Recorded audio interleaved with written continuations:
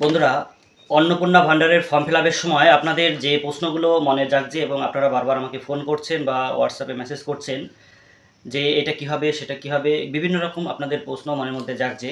যদিও আমি পুরো সম্পূর্ণটা কীভাবে ফিল আপ করতে হবে তার ভিডিও ইউটিউব ফেসবুকে দিয়েছি, তবুও আমি যে প্রশ্নগুলো আপনাদের আসছে মনের মধ্যে সেই প্রশ্নগুলোর সমাধান করার চেষ্টা করছি।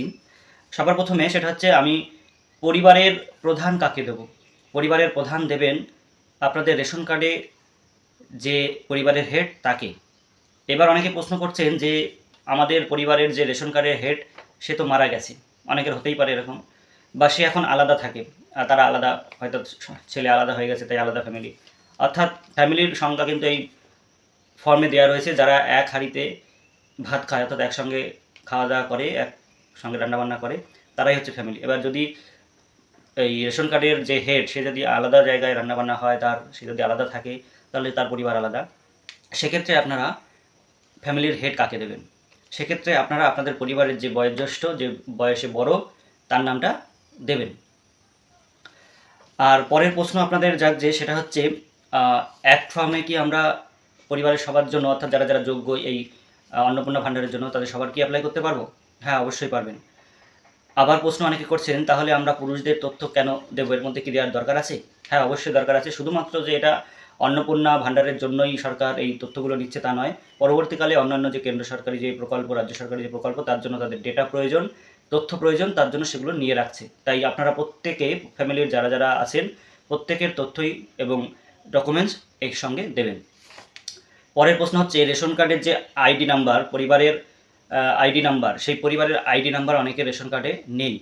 তারা কিন্তু গুগলের সহযোগিতা নিয়ে আপনাদের এটা, বা চ্যাটজিপিটি বা যে কোনো উপায়ে আপনাদের কিন্তু এটা বের করতে হবে। যদি কেউ না বের করতে পারেন তাহলে আমাকে বলবেন। আরও প্রশ্ন যেগুলো আপনারা করছেন তার মধ্যে একটা অন্যতম হচ্ছে শিক্ষিত অশিক্ষিত নিয়ে সমস্যা তৈরি হচ্ছে। যারা 1 পাস, 2 পাস, 8 পাস, মাধ্যমিক পাস নয়, তাদের ক্ষেত্রে আমরা কি অশিক্ষিত দেবো না শিক্ষিত দেবো?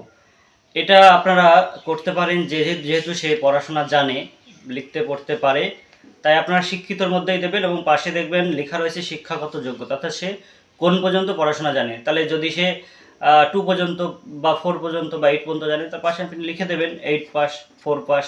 আর যদি শিক্ষাগত যোগ্যতা সার্টিফিকেট চাই, 4 পাস সার্টিফিকেট বা 8 পাস সার্টিফিকেট দেবেন। ঠিক আছে? আর অশিক্ষিত, একদম লেখাপড়া জানে না, তাদের ক্ষেত্রে অশিক্ষিততে টিক দেবেন। আর প্রশ্ন হচ্ছে সবার ডকুমেন্টস কি আমাদের দিতে হবে? অবশ্যই পরিবারের সমস্ত লোকের ডকুমেন্টসগুলো আপনারা দেবেন, সঙ্গে ডকুমেন্টসগুলোর নিচে কিন্তু অবশ্যই সই করবেন। অনেকে প্রশ্ন করছেন যে প্রত্যেকে তো বাড়িতে থাকে না, কারণ বিভিন্ন কাজের সূত্রে বিভিন্ন লোক বাইরে থাকে, সেক্ষেত্রে তার সইটা কে করবে? তার সইটা পরিবারের যার প্রাপ্তবয়স্ক ভোট আছে সে সই করলেই হবে।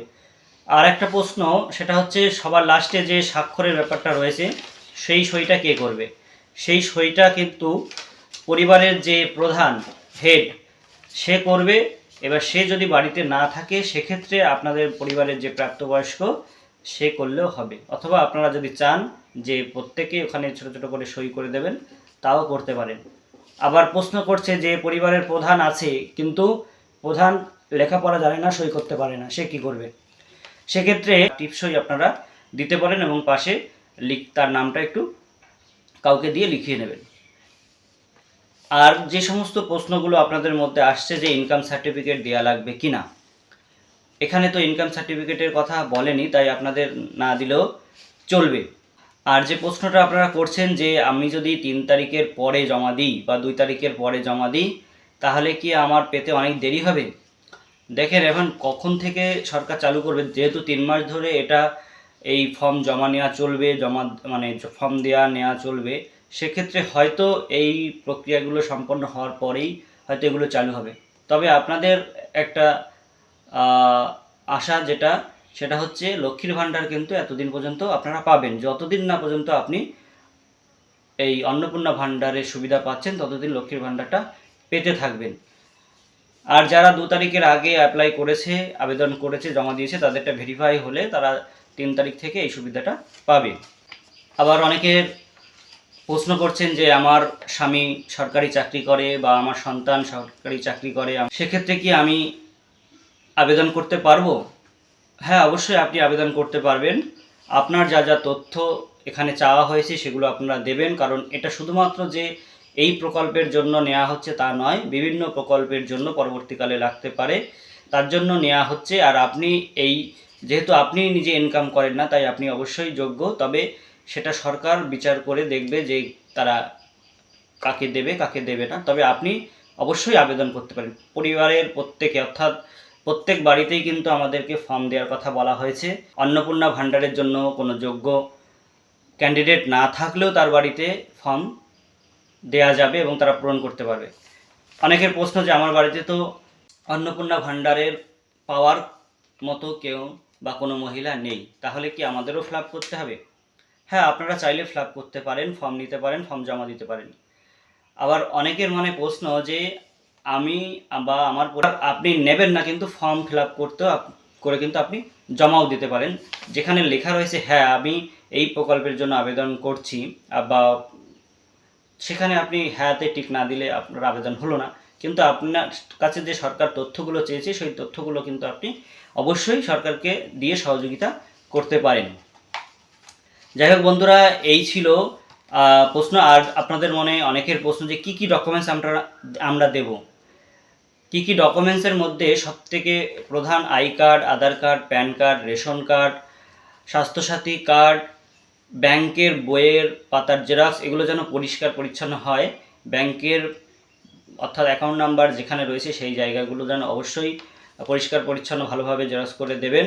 আর হচ্ছে প্রত্যেকটা ডকুমেন্টসের নিচে সই করবেন। এছাড়াও আপনাদের শিক্ষাগত যোগ্যতা, যদি জাতিগত অর্থাৎ SC card, OBC card, ST card এই ধরনের কোনো কার্ড থেকে থাকে, বা টিকাকরণ অর্থাৎ শিশুদের যে টিকা দিয়েছেন সেই টিকা, এই ধরনের, এবং দলিলের পর্চা বা দলিলের রেজিস্ট্রেশন, এই ধরনের যদি সার্টিফিকেট থাকে তাহলে আপনারা অবশ্যই, এবং আপনি যদি সরকারি কর্মচারী হন তাহলে তার যে আই কার্ড বা অ্যাপয়েন্টমেন্ট, এবং যদি পেনশনভোগী হন তার কাগজ, এই ধরনের যে ডকুমেন্টসগুলো সেগুলো দিতে পারেন।